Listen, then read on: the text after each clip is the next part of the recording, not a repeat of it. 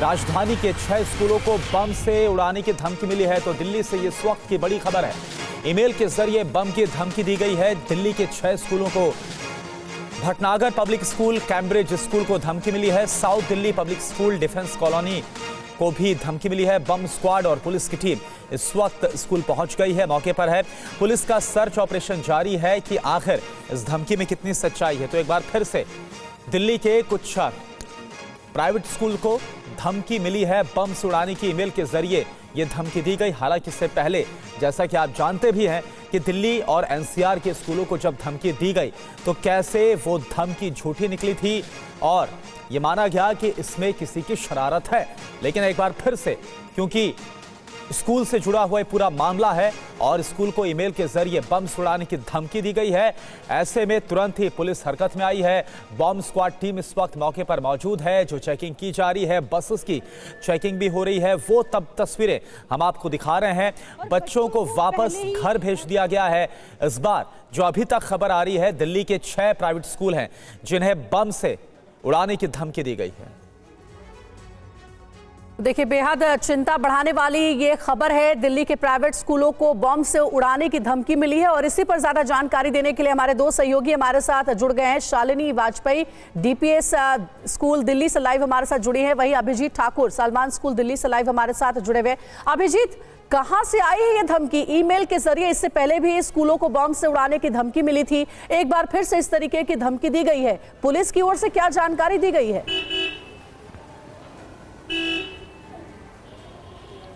देखिए, इस वक्त मैं सालवान पब्लिक स्कूल राजेंद्र नगर पर मौजूद हूं और यहां पर भी ये धमकी भरा ईमेल आया और ये पहली बार नहीं, आज तीसरी ऐसी घटना है जब इसी स्कूल को ये धमकी भरा ईमेल आया। उसके बाद यहां पर इस वक्त सर्च ऑपरेशन चलाया जा रहा है। बम स्क्वाड भी यहां पर मौजूद है और तमाम लोग भी, आप देख सकते हैं कि पेरेंट्स भी यहां पर मौजूद है। आप देख सकते हैं कि पुलिस टीम को हम आपको यहां पर लाइव तस्वीरें दिखा रहे हैं कि पुलिस टीम यहां पर पहुंची और किस तरीके से उनको यहां पर आसपास जो चीजें मिल रही है उसमें उसको वो सर्च कर रहे हैं, तलाशी ली जा रही है यहां पर। तो पूरी टीम मौजूद है और वो देखने की कोशिश कर रहे हैं कि कोई भी लावारिस वस्तु इस तरह से अगर पड़ी है तो उसकी चेकिंग यहां पर की जा रही है। ये तस्वीरें हम आपको दिखा रहे हैं लाइव। सालवानी स्कूल जो है राजेंद्र नगर, वहां से किस तरीके से पुलिस टीम पहुंचकर और पूरी की पूरी तलाशी, जो प्रेमाइसेस के अंदर भी एक टीम मौजूद है और बाहर भी आप देख सकते हैं कि ये टीम यहां पर मौजूद है, जो कि तमाम स्कैनर से चीजों को स्कैन करके और तलाशी यहां पर ली जा रही है। जो भी स्कूल के आसपास जो लावारिस चीजें पड़ी हैं या फिर इस तरह की वस्तु जहां पर संदिग्ध परिस्थिति में कोई भी चीज पाई जा सकती है, उनको जहां भी आशंका होती है वो वहां पर पहुंचकर लगातार तलाशी ले रहे हैं। तो एक तरह से पैनिक का माहौल क्रिएट हो जाता है जब भी इस तरह के धमकी भरी ईमेल आते हैं और ये एक स्टैंडर्ड प्रोसीजर है कि एक बार अगर धमकी भरा मेल या फिर इस तरह की कोई कॉल आती है, उसके बाद पुलिस टीम, फायर टीम, तमाम जो टीम होती है, बम स्क्वाड, वो अलर्ट पर होते हैं और तलाशी अभियान जो है वो बिल्कुल ये इस वक्त हम लोग ये सालवान पब्लिक स्कूल के मेन गेट पर ही मौजूद है और जो हमें जानकारी मिले, अंदर से आवाजें भी आ रही है। सभी बच्चों को यहाँ पर ग्राउंड के भीतर एकत्रित किया गया है, वहां पर उनकी असेंबली चल रही है। तब तक उनको टीचर जो है वहां ग्राउंड में एंगेज रखने की कोशिश कर रहे हैं, जब तक वहां पर सर्च ऑपरेशन जो है अंदर चलाया जा रहा है। अंदर पुलिस टीम भी मौजूद है। जैसी कि हमें जानकारी मिली है कि बम स्क्वाड भी यहाँ पर पहुंच चुका है। बहुत बड़ा प्रेमाइसेस है, बड़ी बिल्डिंग्स है और कोने कोने को यहाँ पर सर्च करना पड़ेगा। उसकी वजह से उसमें समय लग रहा है, जिसकी वजह से अभी तक बच्चों को रोका गया है, ग्राउंड में ही रखा गया है। लेकिन उसके साथ ही यहाँ पर पेरेंट्स के लिए जब बड़ा कंसर्न होता है, उनको इस बात के अपने बच्चे की सुरक्षा की चिंता होती है। आप देख सकते हैं कि तमाम पेरेंट्स भी स्कूल के बाहर यहाँ पर इकट्ठे आपको दिखाई देंगे। जैसे उन्हें इस बात की जानकारी मिली, वो स्कूल के पास पहुंचे और उनका कहना है कि बार बार इस तरह के कॉल आना उनके लिए चिंता का एक विषय होता है, जिसकी वजह से उन्हें फिक्र रहती है कि आखिरकार उनका बच्चा स्कूल में सुरक्षित है कि नहीं और कब क्या घटना हो जाए। हम बातचीत करने की भी कोशिश करेंगे। इस तरह की बार बार घटना होने से आप लोग के लिए बड़ा चिंता का एक सबब रहता है। बिल्कुल सर, बिल्कुल, बहुत मतलब बड़ी चिंता का सबब है। और अभी आपने देखा कि बम स्क्वाड की टीम भी बाहर निकली है, तो उन्होंने आश्वासन दिया कि शायद अंदर सब कुछ ठीक है, बट फिर भी हमें लग रहा है कि शायद कुछ ऐसा ना हो, तो अभी हम वेट कर रहे हैं। तो लेट्स सी, देखते हैं क्या होता है सर। बिल्कुल, आप लोग भी यहाँ पर पहुँच गए। ये कितनी बड़ी चिंता का कारण है कि बच्चे स्कूल में पढ़ते हैं और हमेशा डर के साए में। बिल्कुल है sir, it's creating a lot of tension among us and parents are they are very much worried about it and yes, even kids can't study properly now. बिल्कुल बिल्कुल। तो जब भी इस तरह का माहौल होता है तो बच्चे भी ठीक तरीके से बिल्कुल, तो पढ़ाई नहीं बच्चे कर तो पाते। परेशान यही हो रहे पेरेंट्स का हैं, भी स्कूल कहना है कि प्रशासन बार-बार परेशान हो रहा है, पूरा अमला जुट जाता है जब इस तरह के धमकी भरे ईमेल आते हैं, क्योंकि मामला स्कूल और बच्चों से जुड़ा हुआ है। इसलिए पुख्ता करना भी जरूरी है कि क्या वाकई में ऐसा कुछ है जो धमकी मिली है। शालिनी का हम रुख करेंगे, लेकिन इससे पहले आपको बता दें कि दिल्ली के श्रीनिवासपुरी के कैम्ब्रिज स्कूल के प्रिंसिपल से हमारी संवाददाता शालिनी ने ही बातचीत की है। तब क्या कहा गया है प्रिंसिपल की तरफ से, पहले आप ये सुन लीजिए। दिल्ली के स्कूलों को लगातार बम से उड़ाने की धमकी भरे ईमेल आ रहे हैं और आज भी सुबह ईमेल किए गए। तमाम स्कूल निशाने पर हैं, इस तरह का मेल आया है और स्कूलों को बम से उड़ाने की धमकी दी गई। और मैं इस वक्त जिस स्कूल के सामने हूं वो है कैम्ब्रिज स्कूल श्रीनिवासपुरी का। और यहाँ पर देखिएगा, सामान्य तौर पर यहाँ पर बच्चे रहते थे और बहुत बच्चों की भीड़ रहती थी, क्लासेस इस वक्त चल रही होती थी, लेकिन आज स्कूल पूरी तरह से खाली है। कारण ये है कि स्कूल को उड़ाने की धमकी का ईमेल आया है इसके बाद स्कूल खाली करा लिया गया है। और जो पेरेंट्स को पहले ही मैसेज कर दिया गया कि आप अपने बच्चों को आज स्कूल मत भेजिए। तो देखिए किस तरह से पूरा स्टाफ खड़ा हुआ है और दिल्ली पुलिस जो है वो पहुंच चुकी है, वो भी छानबीन कर रही है। हमारे साथ स्कूल की प्रिंसिपल है, इनसे भी बातचीत करेंगे। मैम, कितने बजे आपको मेल आया? मेल जैसे हम सुबह उठते ही सबसे पहले मेल चेक करते हैं, उसी तरह से मैंने रूटीन के हिसाब से जब मेल चेक किया तो हमने मेल देखते ही सुबह 5:50 पे मैंने पुलिस को इन्फॉर्म किया और जहाँ जहाँ मेल उनको देनी थी उनकी काम के लिए वो हमने दी। उसके बाद सबसे पहला काम हमने अपने स्टाफ और बच्चों की सुरक्षा को ध्यान में रखते हुए उनकी सारी सुरक्षा के इंतजामात करते हुए स्कूल को ऑनलाइन शिफ्ट किया और सारी बसेस और वैन्स को रोक दिया गया ताकि बच्चे पिक ना किए जाए और पेरेंट्स को इन्फॉर्म कर दिया गया टाइमली। तो इसको क्या मैसेज क्या भेजा आपने? हमने उन्हें यही बोला है कि किसी अनफोर्सीन सर्कमस्टेंसेस की वजह से हमें स्कूल को आज फिजिकल की जगह ऑनलाइन करना पड़ेगा और उनके कोऑपरेशन की ज़रूरत है, इसलिए आज बसेस और ये अप्लाई नहीं होंगी और बच्चे घर पे ही सेफ रहें। और चलिए सीधा अब शालिनी वाजपेयी का ही रुख करते हैं, जो कि इस वक्त हमारे साथ डीपीएस स्कूल से दिल्ली से लाइव जुड़ी हैं। शालिनी, इस वक्त आप डीपीएस स्कूल में मौजूद हैं, क्या इस बार अभी तक की तफ्तीश में कुछ मिला है? और जो वहां पर पुलिस प्रशासनिक अमला मौजूद है उसकी तरफ से कुछ कहा जा रहा है? तीसरी बार ऐसा है जब दिल्ली में इस तरह से स्कूलों को धमकी मिली है। कौन है कल्प्रिट, क्यों ऐसा किया जा रहा है, ये ईमेल कौन भेज रहा है, उसका पर्पस क्या है, अब ये जानना भी बहुत जरूरी है।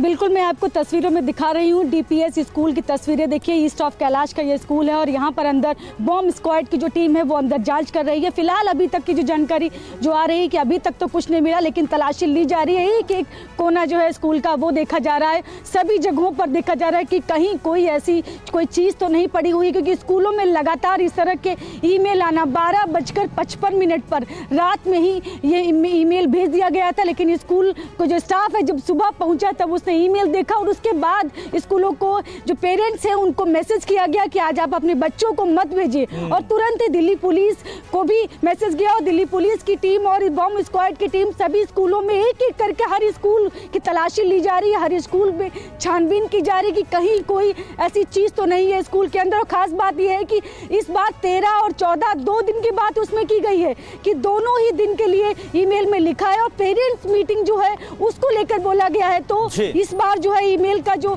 कंटेंट है वो थोड़ा अलग है। और ये भी आपको बता दें कि स्कूलों में भले ही अभी तक की जो धमकी आई उसके बाद भले ही कुछ न मिला हो, लेकिन पेरेंट्स जो हैं उनके मन में एक खौफ जरूर बैठ जाता है कि आखिर बिल्कुल शालिनी, जो पेरेंट्स है वो खौफ में है, बच्चे लगातार एक डर के साए में है, क्योंकि इस तरह से ये खबरें सामने आती है, अचानक उनको वापस घर भेज दिया जाता है और जो स्कूल प्रशासन है उसके अंदर भी एक भय का माहौल देखा जा रहा है। लगातार जो ये ईमेल रिसीव किए जा रहे हैं। अभी के लिए आपका बहुत बहुत शुक्रिया अभिजीत और शालिनी इस पूरी जानकारी के लिए। आगे बढ़ते हैं और अब बात करेंगे जेएनयू में हुए बवाल की। दिल्ली के जेएनयू में फिल्म स्क्रीनिंग पर बवाल हुआ है।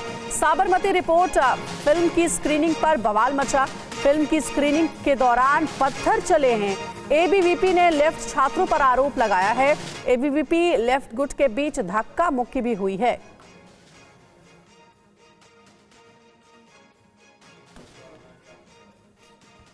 तो दिल्ली की जवाहरलाल नेहरू यूनिवर्सिटी में फिल्म द साबरमती रिपोर्ट की स्क्रीनिंग के दौरान बवाल मच गया। एबीवीपी ने इस फिल्म की स्क्रीनिंग को रखा था। स्क्रीनिंग के दौरान कुछ छात्रों ने पथराव किया। उन्होंने यूनिवर्सिटी में लगाए गए फिल्म के पोस्टर को भी फाड़ दिया। अचानक से जो पत्थरबाजी हुई, इसके बाद मौके पर भगदड़ मच गई। फिल्म को देखने के लिए बड़ी संख्या में छात्र यहां पर जुटे हुए थे। और वहीं फिल्म पर जेएनयू में पथराव के दौरान क्या हुआ है, आपको जानना चाहिए। द साबरमती रिपोर्ट की स्क्रीनिंग रखी गई थी। एबीवीपी की तरफ से फिल्म की स्क्रीनिंग हुई। साबरमती ढाबे के बैडमिंटन कोर्ट में फिल्म स्क्रीनिंग थी। स्क्रीनिंग के दौरान अचानक से वहां पत्थर चलने लगे। स्क्रीनिंग शुरू होने के 10 मिनट बाद ही पथराव हो गया और नारेबाजी होने लगी। साथ ही फिल्म के पोस्टर भी फाड़ दिए गए। एबीवीपी का लेफ्ट गुट पर पथराव का आरोप है। द साबरमती रिपोर्ट गुजरात के गोधरा कांड पर बनाई गई फिल्म है। रिलीज होने के बाद से ही साबरमती रिपोर्ट सुर्खियों में है। और जेएनयू में एबीवीपी की सेक्रेटरी शिखा स्वराज ने क्या कहा इस पूरे मामले पर, आपको उनका बयान सुनवाते हैं। जेएनयू की तरफ से साबरमती ढाबा पे द साबरमती रिपोर्ट की स्क्रीनिंग करवाई गई थी। अच्छी खासी संख्या में लोग अपने से आकर मूवी देख रहे थे। एट द सेम टाइम उसी समय स्क्रीनिंग की शुरुआत शुरू होने के कुछ देर बाद कुछ लोगों ने पत्थर फेंका। गिट्टी जो छोटे छोटे पत्थर होते हैं वो एक बार फेंका गया। सबको लगा कहीं से आया होगा, सबने इग्नोर किया। दूसरी बार, तीसरी बार इस तरह के पत्थर ऑडियंस जो आगे बैठी हुई थी कुछ लोगों को लगी, कुछ लोग जो पीछे बैठे थे वो बच गए। तो इस तरह जब स्टूडेंट जब ऊपर जाके देखने लगे कि कौन था, किसने ऐसा किया है, तो 2-3 नजर आए, बट उसके बाद फिर वो कहाँ गए पता नहीं चला। और इस बवाल के बाद जेएनयू में क्या माहौल था और छात्रों की तरफ से क्या कहा गया, आप देखिए विवेक शर्मा की ये रिपोर्ट। एबीवीपी के द्वारा द साबरमती रिपोर्ट मूवी की स्क्रीनिंग की जा रही थी। बताया जा रहा है कि जब मूवी चल रही थी उसी दौरान कुछ पत्थर फेंके गए, जिसके चलते लोग बाल बाल बचे। इस वक्त हम ठीक उसी जगह मौजूद है जहां पर आरोप लगाए जा रहे हैं कि पत्थरबाजी हुई थी। मेरे ठीक सामने आपको जो पत्थर का छोटा टुकड़ा नजर आ रहा है, बताया जा रहा है कि ये फेंका गया था और इसी तरह के कई पत्थर जो है वो स्क्रीनिंग के दौरान फेंके गए थे। इस वक्त बातचीत करने के लिए हमारे साथ कुछ लोग मौजूद है, सीधे उनसे बातचीत करते हैं। कितने बजे की ये बात है और क्या हुआ था? देखिए, मूवी की स्क्रीनिंग 4:30 बजे करीब शुरू हुई, लेकिन जब इंटरमिशन के टाइम के बाद ये घटना हुई और स्टोन पेल्टिंग करीब 2-3 बार उन्होंने की है। जो प्लानिंग थी पूरी उनकी, एक बार पत्थर सिर्फ यहाँ तक पहुंचे जहाँ पे ऑडियंस नहीं थी, लेकिन उसके बाद दूसरी बार उन्होंने फिर पत्थर फेंके, जो एक कैमरा पर्सन को और कुछ छात्रों को भी चोटें आई हैं। पहली बार वहां से पत्थर गिरे, तो जैसे हमने देखा उसके बाद हम लोग थोड़ा दूर हटे, हम लोगों ने देखने की कोशिश की, तो हमने देखा व्हाइट कपड़ा पहना हुआ कोई व्यक्ति था जो वहां से भाग गया झुककर। फिर से 2-3 बार वहां से पत्थर गिरे, हम लोग दूर हट गए थे, लेकिन एक बार उन्होंने बहुत दूर पत्थर मारे जब एक मीडिया कर्मी हमारे थोड़े घायल हो गए, उनके हाथ पर चोट लग गई। ये पत्थर फेंकते हुए जो आदमी साफ नहीं दिखा है, बस सफेद कपड़े में को दिखा है। हम फिर पीछे भाग के था या फिर कुछ और लोग भी थे? आकृतियां 2-3 दिखी हैं। अच्छा। और पत्थर 3-4 बार उधर से फेंके गए हैं, बड़े बड़े पत्थर 3-4 पत्थर थे। तो आप कहाँ पे थे उस वक्त? मैं यहाँ पे बैठा हुआ था। ठीक मेरे सामने ये छोटे टुकड़े देख रहे हैं, ये बड़ा टुकड़ा था जो कि गिरकर कुछ टुकड़ों में तब्दील हो गया है और उसी तरह के पत्थर जो है वो फेंके गए थे। ये जो जगह आप देख रहे हैं, यहाँ एक और पत्थर आपको पड़ा हुआ नजर आएगा। बताया जा रहा है कि तकरीबन 3 से 4 पत्थर ऐसे थे जो कि बड़े में थे और वो यहाँ पे फेंके गए थे। आरोप लगाया जा रहा है कि कुछ लोगों को वहाँ पर देखा गया था, जो सामने ठीक मेरे आप छत देख रहे हैं। हालांकि पुलिस को इस मामले में कोई शिकायत नहीं मिली है। इनका ये कहना है कि हम लोग पुलिस को शिकायत करेंगे। फिलहाल जिस तरह से आरोप लगाए जा रहे हैं उससे कहीं ना कहीं कई सवाल जरूर खड़े होते हुए नजर आ रहे हैं। और वहीं पत्थरबाजी पर विश्व हिंदू परिषद ने कड़ी निंदा की है। वीएचपी के प्रवक्ता विनोद बंसल ने क्या कहा है, सुनिए। जेएनयू अपनी मूल राह पर आ जाएगा। शिक्षा का एक बड़ा मंदिर है, जिस मंदिर को अपवित्र और कलंकित करने वाले लोग जो है वो बाहर निकल जाएंगे, लेकिन ऐसा लग रहा है कि उस मानसिकता का भी समूल नाश होना बाकी है। और देखिए, वामपंथियों की बात हो या कांग्रेसियों की बात हो, ये तो सच्चाई से हमेशा से दूर भागते रहे। जिस तरह से गोधरा की सच्चाई को बाहर आने में इतने वर्ष लग गए और अब जब तथ्य और सत्य सामने हैं, बड़े पर्दे पर है, उनको झुठला नहीं सकते आप। टेरर फंडिंग केस में एनआईए और एटीएस ने झांसी से हिरासत में लिए मुफ्ती खालिद नदवी को छोड़ दिया है। मुफ्ती खालिद से 16 घंटे पूछताछ की गई। आपको बता दें कि कल झांसी में हिरासत में लेने के दौरान महिलाओं ने काफी बवाल किया था। पुलिस ने हंगामा करने वाले लोगों के खिलाफ मामला भी दर्ज किया है। एनआईए ने कल 8 राज्यों की एक जगह पर एक साथ रेड मारी थी।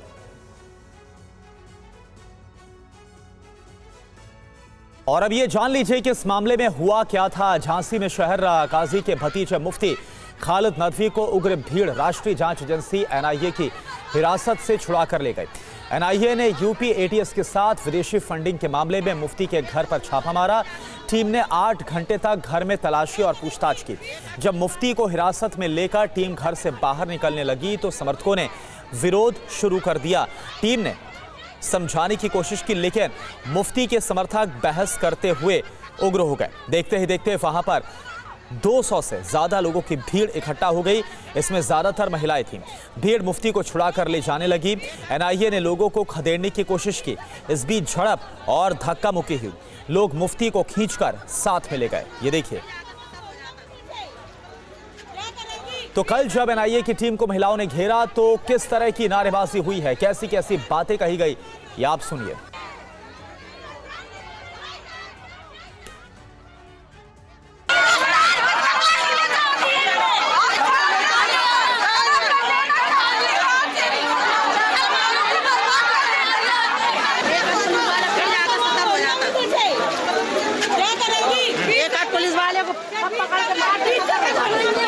हम अपनी जिम्मेदारी पे हम खुद खालिद को लेके जा रहे हैं। आप लोग खामोश हो जाओ, हम रहेंगे इंशाअल्लाह। उम्मीद है ये हजरात हमेशा इंसाफ से फैसला किया है। जब हम इंसाफ चाहने वाले हैं तो इनसे भी हमें इंसाफ की उम्मीद है। और आपके मन में ये सवाल उठ रहा होगा कि झांसी का ये संदिग्ध मौलवी खालिद नदवी आखिर है कौन? मुफ्ती खालिद नदवी अलीगोल इलाके की सुपर कॉलोनी में ऑनलाइन दीनी तालीम देता है। शहर काजी का भतीजा है। ऑनलाइन कोचिंग संचालन के दौरान उसके विदेशों से फंडिंग लेने का शक भी है। इसी सिलसिले में एनआईए उससे पूछताछ करने पहुंची थी। मुफ्ती खालिद को साथ ले जाने पर हंगामा हो गया। भीड़ ने खालिद को पुलिस की गिरफ्त से छुड़ा लिया। पुलिस ने बाद में खालिद को हिरासत में लिया और 16 घंटे की पूछताछ के बाद उसे छोड़ दिया गया है। एनआईए की जांच और झांसी में हुए हंगामे पर कानपुर जोन के एडीजी आलोक सिंह ने क्या कहा है, अब ये सुनिए। इसमें जैसा मैंने पहले भी कहा कि वहाँ माहौल बिल्कुल ठीक है और जिन लोगों ने भी कानून तोड़ने की कोशिश की है उनके विरुद्ध कानूनन सख्त से सख्त कार्रवाई की जाएगी। कुछ इन्वेस्टिगेशन टीम से आप कुछ बात हुई हो या कुछ? इन्वेस्टिगेशन टीम तो वो अलग है ना, वो अपना काम कर रहे हैं, वो लोग अपना काम कर रहे हैं। सर जिस तरह से उसको खींचा सर हिरासत से लेके अपने साथ में सर, सब पे कानूनी कार्रवाई होगी। मुफ्ती खालिद नदवी ने एनआईए की रेड पर कल क्या कहा था, ये भी आपको सुना देते हैं।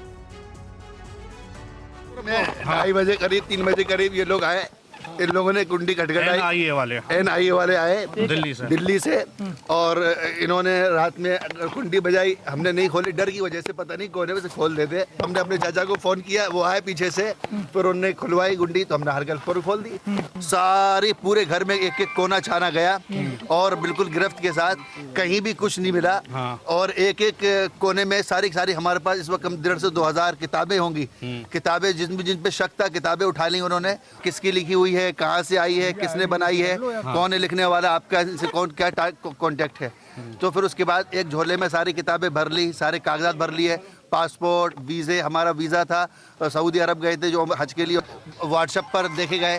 तो असल में हमारा ऑनलाइन काम है, तो उसमें बहुत सारे नंबर होते हैं, बहुत सारे नंबरात हैं, कम से कम अच्छे खासे नंबर है, बहुत सारे ग्रुप है। अब ग्रुप वगैरह कहाँ से आए हैं, हम ऑनलाइन पढ़ा रहे हैं, 10, 11, 12 साल से ऑनलाइन पढ़ा रहे हैं। वैसे आपको बता दें कि एनआईए ने आज 8 राज्यों में 19 जगहों पर रेड की थी। ये छापेमारी आतंकी संगठन जैश-ए-मोहम्मद से जुड़े कट्टरपंथ के मामले में की गई थी। जम्मू कश्मीर, महाराष्ट्र, यूपी और गुजरात में ये कार्रवाई हुई थी। और एनआईए की जांच का ये जो सिलसिला है कैसे शुरू हुआ, अब ये भी जान लीजिए। 2 महीने पहले एनआईए ने देश भर में छापेमारी करते हुए जैश-ए-मोहम्मद के एक ऑपरेटिव को गिरफ्तार किया था। ये छापेमारी जैश-ए-मोहम्मद से जुड़ी एक साजिश के मामले में की गई थी, जिसमें भारत के नौजवानों को कट्टरपंथी बनाकर आतंकी गतिविधियों में शामिल कराने का षड्यंत्र हो रहा था। एनआईए की जांच में खुलासा हुआ है कि जैश के सदस्य आतंकवाद से जुड़े प्रोपेगेंडा को सोशल मीडिया और अन्य माध्यमों से फैलाने में भी शामिल हैं और झांसी का इस मौलवी की भी भूमिका संदिग्ध पाई गई थी। और चलिए अब आगे बढ़ते हैं, बात करते हैं यूपी के संभल की। संभल में कुछ दिन पहले मस्जिद में सर्वे को लेकर जमकर हिंसा हुई थी। इस हिंसा में पुलिस ने संभल से समाजवादी पार्टी के सांसद जियाउर रहमान बग को भी आरोपी बनाया था। अब संभल के सांसद को संभल प्रशासन के विनिमय क्षेत्र ने एक नोटिस जारी किया है। सांसद पर आरोप यह है कि वो 2 साल से लगातार बिना नक्शा पास कराए अवैध तरीके से मकान का निर्माण करवा रहे हैं। वो अपना ये मकान नक्शा थाना इलाके के दीपा सराय में बनवा रहे हैं। ऐसा करके उन्होंने regulation of building operation act 1958 का उल्लंघन किया है। इस एक्ट के तहत निर्माण कार्य नहीं रोकने पर 10,000 रुपए का जुर्माना और सजा का भी प्रावधान है, और अगर इसके बाद भी निर्माण कार्य जारी रहता है तो प्रतिदिन के हिसाब से 500 रुपए का जुर्माना भी लगाया जा सकता है। असल में पूरा मामला यह है कि संभल के सांसद को संभल प्रशासन के विनिमय क्षेत्र ने एक नोटिस जारी किया है। सांसद पर आरोप है कि वो 2 साल से लगातार बिना नक्शा पास कराए अवैध तरीके से मकान का निर्माण करवा रहे हैं। वो अपना ये मकान नखासा थाना इलाके के दीपा सराय में बनवा रहे हैं। ऐसा करके उन्होंने regulation of building operation act 1958 का उल्लंघन किया है। इस एक्ट के तहत निर्माण कार्य नहीं रोकने पर 10,000 रुपए का जुर्माना और सजा का भी प्रावधान है, और अगर इसके बाद भी निर्माण कार्य जारी रहता है तो प्रतिदिन के हिसाब से 500 रुपए का जुर्माना भी लगाया जा सकता है। और अब यहां पर बुलडोजर कार्रवाई वाली बात कहां से आई, इसे भी आपको समझा देते हैं। असल में यह सवाल डीएम राजेंद्र पेंसिया के एक बयान के बाद से उठा है। उन्होंने कहा है कि समाजवादी पार्टी के सांसद ने मकान का अवैध निर्माण नहीं रोका या जुर्माना नहीं भरा तो प्रशासन मकान को सीज कर सकता है और साथ ही मकान गिराए जाने की कार्रवाई भी की जा सकती है। अब मकान गिरा तो यकीनन इसके लिए बुलडोजर की मदद ली जा सकती है। तो संभल की एसडीएम वंदना सिंह ने अवैध निर्माण के नोटिस पर क्या कहा, यह भी आपको सुना देते हैं। ये कि संभल के जो नगरीय क्षेत्र है वो विनियमित क्षेत्र अंतर्गत है, तो उसमें जो भी निर्माण कार्य किए जाते हैं उसके लिए पहले से ही नक्शा पास कराना होता है, जो कि Uttar Pradesh regulation of building operation act के तहत किया जाता है। वो उनके द्वारा नहीं कराया गया था और निर्माण कार्य किया गया है, तो उसी के अनुक्रम में उन्हें नोटिस जारी किया गया। सांसद वर्ग के खिलाफ नोटिस जारी होने पर सियासी तकरार भी शुरू हो गई है। संभल सांसद जिस पार्टी से सांसद है उसका नियम और कायदों से सामान्यतः कोई संबंध नहीं है, न संवैधानिक परंपराओं से उसका संबंध है समाजवादी पार्टी का। मैं तो उस अधिकारी की बुद्धि पे बलिहारी लाता हूँ जिसने 10,000 रुपए जुर्माना और 500 रुपए जुर्माने के बाद के तत्काल सील लगा देनी चाहिए और निर्माण रोक देना चाहिए। अगर निर्धारित समय सीमा के भीतर नक्शा ना पास कराए तो बुलडोजर से चुम्मी दिला देनी चाहिए। तो संभल के जो सांसद है वो बिना नक्शा पास कराए जो है घर बना रहे थे, अब प्रशासन ने उनको नोटिस दिया, जुर्माना लगाया। आज तक कहाँ सो रहा था प्रशासन, जब संभल की घटना उन्होंने उठाई तो उसके बाद ही नक्शा उनका बना। और चलिए बात करते हैं महाकुंभ की, क्योंकि महाकुंभ की शुरुआत जो कि जनवरी में होगी और इससे पहले आज प्रयागराज के दौरे पर प्रधानमंत्री मोदी जा रहे हैं। पीएम मोदी कुंभ कलश की स्थापना करेंगे, गंगा पूजन और आरती करेंगे। प्रधानमंत्री मोदी कुंभ नगरी को 6,670 करोड़ की परियोजनाओं की सौगात प्रधानमंत्री की तरफ से दी जाएगी। तो आपको बता दें कि महाकुंभ से पहले आज प्रयागराज का काफी अहम दौरा और इस दौरे में कई कॉरिडोर्स की सौगात भी दी जाएगी। प्रयागराज को कुंभ नगरी, संगम नगरी प्रयागराज आज पहुंच रहे हैं प्रधानमंत्री। पीएम मोदी कुंभ कलश की स्थापना करेंगे। जो पूरा आज का कार्यक्रम है वो एक एक करके आपके सामने हम रख रहे हैं। साथ ही गंगा पूजन और आरती करेंगे और कई कॉरिडोर्स की कुल मिलाकर 6,670 करोड़ की परियोजनाएं हैं जिसकी सौगात आज प्रयागराज को देंगे। प्रधानमंत्री नरेंद्र मोदी आज संगम पर जब पहुंचेंगे तब अमृतकाल लग चुका होगा। अमृतकाल के सिद्धि योग में वो मानवता की अमृत धरोहर के तौर पर विश्व के सबसे बड़े सांस्कृतिक समागम के रूप में महाकुंभ की सफलता के लिए कुंभ कलश का पूजन करेंगे। महाकुंभ के वैश्विक आयोजन की सफलता की कामना करने के साथ ही विश्व शांति के लिए भी मां गंगा से प्रार्थना करेंगे। पूजा के बाद पीएम गंगा, यमुना और सरस्वती के पावन संगम पर मां गंगा की आरती भी उतारेंगे। इसके साथ ही पीएम मोदी 66,170 करोड़ रुपए की परियोजनाओं का लोकार्पण और शिलान्यास करेंगे। और प्रधानमंत्री मोदी का संगम नगरी में पूरा कार्यक्रम तय है, ये भी आप जान लीजिए क्या कार्यक्रम रहने वाला है। 12:15 पर संगम स्थल पर पूजा अर्चना करेंगे प्रधानमंत्री। 12:40 पर अक्षय वट वृक्ष स्थल पर पूजा अर्चना करेंगे प्रधानमंत्री मोदी और उसके बाद 12:50 पर हनुमान मंदिर में दर्शन पूजन करेंगे। 12:55 पर सरस्वती कूप में दर्शन पूजन करेंगे और फिर 1:30 पर महाकुंभ प्रदर्शनी स्थल का भ्रमण करेंगे। 2 बजे परियोजनाओं का उद्घाटन करेंगे। संगम नगरी में पीएम मोदी विकास की तमाम परियोजनाओं का लोकार्पण और शिलान्यास करेंगे।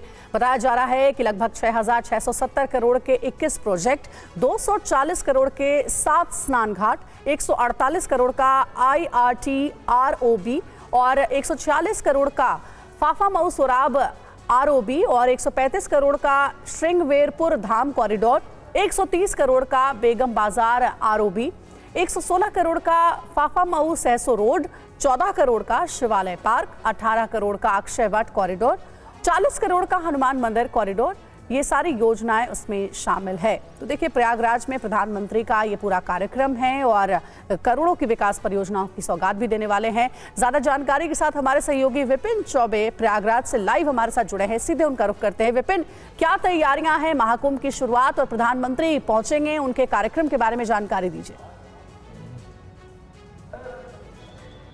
देखिए अंजलि, 12 साल बाद ये मौका आ रहा है जब प्रयागराज में महाकुंभ हो रहा है और इसकी तैयारियां जोरों पर है। अंतिम चरण में तैयारियां हैं और उन्हीं तैयारियों का जायजा लेने के लिए, उन तैयारियों का अवलोकन करने के लिए प्रधानमंत्री नरेंद्र मोदी यहां पर आ रहे हैं और लगभग प्रयागराज वासियों को 7,000 करोड़ की परियोजनाओं का लोकार्पण, शिलान्यास करेंगे और इस दौरान न सिर्फ वो पूजा पाठ करेंगे बल्कि संगम पर भी जाएंगे और गंगा का आचमन भी करेंगे। सबसे प्रमुख परियोजनाएं वो STPs के प्लांट हैं जो गंगा में गंदे पानी और नाले के पानी को रोकेगा, उसका उद्घाटन करेंगे। अक्षय वट वृक्ष जाएंगे, लेटे हुए हनुमान जी के दर्शन करेंगे, 4 कॉरिडोर बने हुए हैं उनका उद्घाटन करेंगे और इसके साथ साथ तमाम वो परियोजनाएं और एक बड़ी जनसभा को भी संबोधित करने का कार्यक्रम रखा गया है। 6,670 करोड़ की परियोजनाओं का लोकार्पण और शिलान्यास करना है और उनके आने से पहले उत्तर प्रदेश के मुख्यमंत्री योगी आदित्यनाथ यहां पर आकर दौरा कर जा चुके हैं। सभी तैयारियों का जायजा लेकर दोपहर लगभग 12 बजे प्रधानमंत्री आ जाएंगे और लगभग 3 घंटे वो यहां पर रहेंगे और इन 3 घंटों के दौरान न सिर्फ वो तैयारियों का जायजा लेंगे, उद्घाटन और शिलान्यास करेंगे, बल्कि एक बड़ी जनसभा को संबोधित भी करेंगे। जी, तो लोकसभा में आज से संविधान दिवस पर चर्चा, ये बड़ी खबर आपको सबसे पहले बता दें। संविधान दिवस पर चर्चा दोपहर 12 बजे शुरू होगी। रक्षा मंत्री राजनाथ सिंह बहस की शुरुआत करेंगे। विपक्ष की ओर से प्रियंका चर्चा की शुरुआत करेंगे। 14 दिसंबर को बहस पर जवाब देंगे प्रधानमंत्री, ये सोर्सेस के हवाले से खबर है। तो लोकसभा में आज और कल यानी कि 13 और 14 तारीख को चर्चा होगी और आज इसकी शुरुआत राजनाथ सिंह करेंगे और वहीं विपक्ष की तरफ से अगर बात करें तो प्रियंका गांधी चर्चा की शुरुआत करेंगे। संविधान दिवस पर चर्चा आखिर हो क्यों रही है, यह आपके लिए जानना बहुत जरूरी है। विपक्ष ने संविधान दिवस पर चर्चा की दरअसल मांग की थी। संविधान की 75वीं वर्षगांठ पर चर्चा की मांग विपक्ष की तरफ से रखी गई थी। नेता प्रतिपक्ष राहुल गांधी ने स्पीकर को बाकायदा चिट्ठी लिखी थी। बीजेपी, कांग्रेस ने सभी सांसदों को व्हिप जारी किया है। लोकसभा में आज और कल संविधान पर चर्चा होनी है। तो संविधान पर आज से संसद में चर्चा होनी है। लोकसभा 13 और 14 दिसंबर यानी कि आज और कल का दिन तय हुआ है, जबकि राज्यसभा में 16 और 17 दिसंबर को संविधान दिवस पर चर्चा होगी। और संविधान दिवस से जुड़ी जो जानकारी मिल रही है कि आज से लोकसभा में संविधान दिवस पर चर्चा 2 दिन, लोकसभा में 12 घंटे संविधान पर चर्चा। रक्षा मंत्री राजनाथ सिंह इस चर्चा की शुरुआत करेंगे, वहीं प्रियंका गांधी विपक्ष की ओर से चर्चा में शामिल होंगी। कांग्रेस कार्यकाल के मुद्दे उठा सकता है एनडीए, आपातकाल, संविधान संशोधन मुद्दों पर चर्चा संभव है। बीजेपी के 15 नेता चर्चा में शामिल होंगे। राहुल गांधी भी चर्चा में शामिल हो सकते हैं।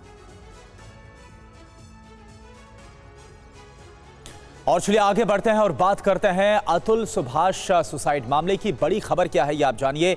एआई इंजीनियर अतुल सुभाष की आत्महत्या ने देश को हिलाकर रख दिया है। घटना के बाद से जौनपुर में उनकी सास देर रात घर में ताला लगाकर निकलती हुई नजर आए थे।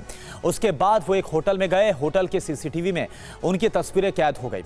ऐसे में जांच करने के लिए सब इंस्पेक्टर रंजीत कुमार के नेतृत्व में बेंगलुरु पुलिस की एक टीम गुरुवार को जौनपुर पहुंची है। आज निकिता की मां निशा सिंघानिया और भाई अनुराग सिंघानिया से पूछताछ की जा सकती है।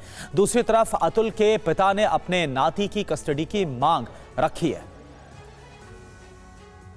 एक और बड़ी खबर है, यूपी के जौनपुर पहुंची है बेंगलुरु पुलिस की टीम। अतुल की पत्नी निकिता के घर में दबिश देगी पुलिस। निकिता के परिवार के जौनपुर में होने की खबर है, तो पूछताछ के लिए बेंगलुरु पुलिस जौनपुर पहुंची है। पुलिस निकिता के परिवार को हिरासत में ले सकती है।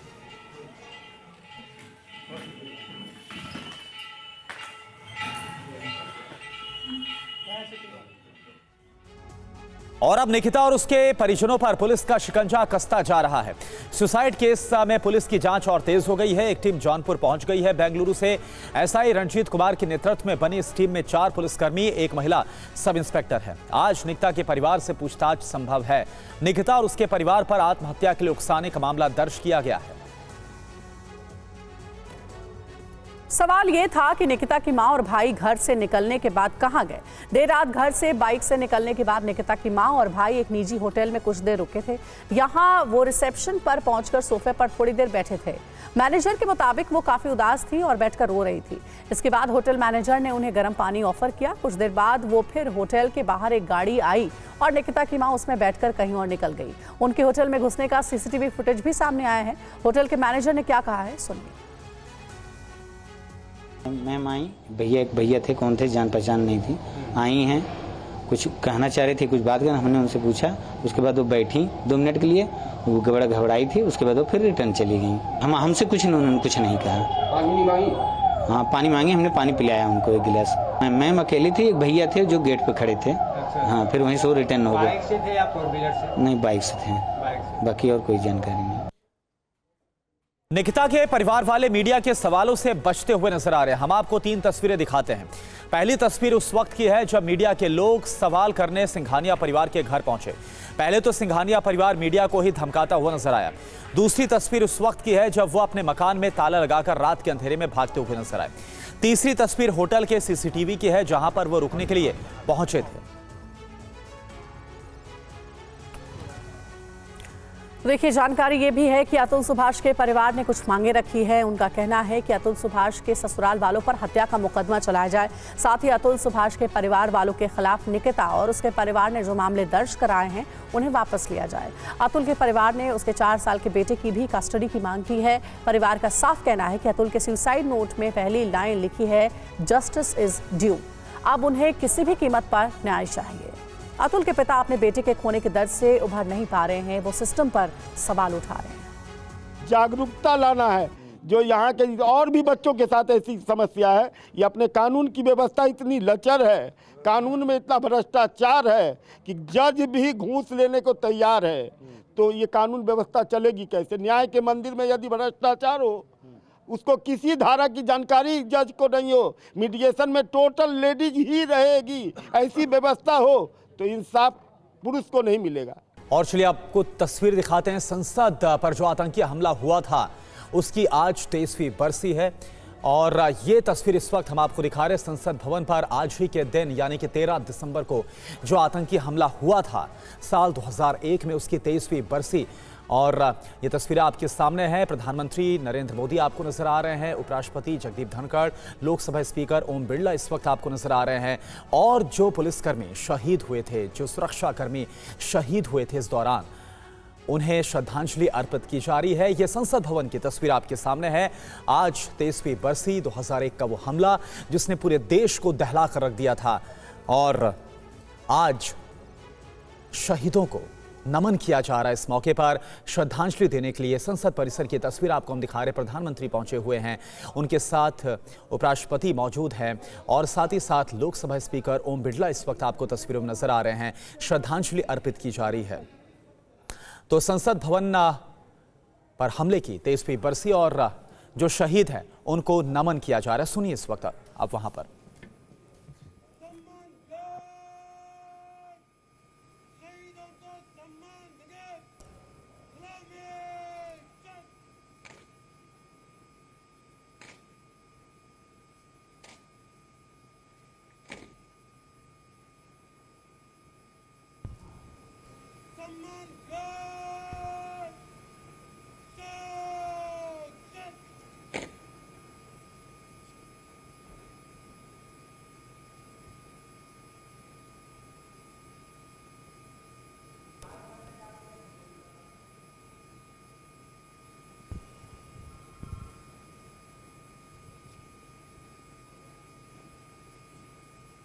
और आनंद पांडे इस वक्त हमारे साथ जुड़े हुए हैं। आनंद, आज 23वीं बरसी और जो सुरक्षाकर्मी कुल, क्योंकि 9 सुरक्षाकर्मी दिल्ली पुलिस के जवान थे जो कि शहीद हो गए थे इस हमले में, उन्हें नमन किया जा रहा है, श्रद्धांजलि दी जा रही है, बताइए आप। बिल्कुल, जिन सुरक्षा कर्मियों ने संसद पर जो हमला हुआ था आज ही के दिन 2001 में, उसको उन्होंने रोका था और अपनी जान गंवाई थी, आज उनको पूरा देश याद कर रहा है। इसी संबंध में संसद भवन में एक श्रद्धांजलि कार्यक्रम चल रहा है, जिसमें आपने जैसा बताया कि प्रधानमंत्री नरेंद्र मोदी, गृह मंत्री अमित शाह, जेपी नड्डा समेत विपक्ष के तमाम नेता और लोकसभा और राज्यसभा के सांसद मौजूद हैं और सब नम आंखों से उनको याद कर रहे हैं, उनको श्रद्धांजलि दे रहे हैं। क्योंकि आज भी याद किया जाता है कि अगर वो 5 आतंकवादी अगर इसी तरह भी संसद भवन के अंदर घुसने में सफल हो जाते तो आज तस्वीर कुछ और होती, क्योंकि उस वक्त इतनी सुरक्षा के इंतजाम नहीं थे संसद परिसर के अंदर। और यही वो हमारे जो 9 वीर जवान थे जिन्होंने उस संसद पर हमले को उन्होंने फेल किया था और अपनी जान गंवाई थी। आज नम आंखों से पूरा देश उनको याद कर रहा है। इनको श्रद्धांजलि देने के लिए सीआरपीएफ के जवान जो है सुरक्षा जो उस वक्त देते थे संसद भवन की, वो जो है उनको सलामी दे रहे हैं, उन शहीदों को याद कर रहे हैं और इस मौके पे सब उन वीरों को याद करें, उन शहीदों को याद करें जिनके चलते हमारी जो देश की सबसे बड़ी जो पंचायत है संसद भवन है और सांसद हुआ सुरक्षित है। जी बिल्कुल, आपका शुक्रिया आपका इस पूरी जानकारी के लिए आनंद पांडे। तो आप देख पा रहे हैं तस्वीरों में नमन किया जा रहा है, श्रद्धांजलि दी जा रही। प्रधानमंत्री मौजूद हैं, उपराष्ट्रपति और राज्यसभा सभापति जगदीप धनखड़ को आपने देखा वो मौजूद हैं, लोकसभा स्पीकर वहां पर मौजूद हैं।